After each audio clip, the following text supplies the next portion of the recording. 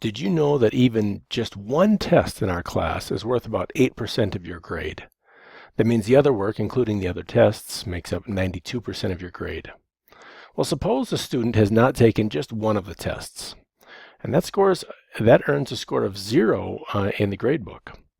The average of the rest of the course, let's say, is a 64. Calculate this student's overall grade. This will be a weighted average.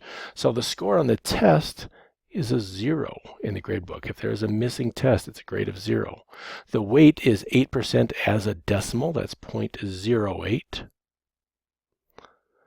The rest of the test, rest of the course, let's say the rest of the course grade is a 64. That's passing at 8, and it has a weight of 92%. So what happens when we multiply here? Well, 0 times, remember to find a weighted average, you multiply these across. So 0 times 0.08 is still just 0. 64 times 0.92 rounds to about 59. And then you add those to get the weighted average.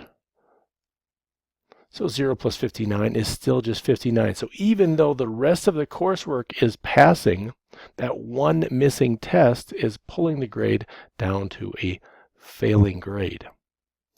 So let's try something new. What if the student takes the missing test and scores only a 50%? So only gets half of them right. So the new test score is 50. Still a failing test score, but well, let's see what happens. The weight of that is 0.08. The rest of the course is still 64, and the rest of the course weighting is 92%. What is the result of taking that test even though it's a failed test, even though that is a less than 60% on the test? Well, when you multiply across, 50 times 0.08 is 4, and 4 plus the 59, because 64 times 0.92 is 59. Now when you add those down, 4 plus 59 is 63. So the new grade is a passing grade even though the test is only a 50%.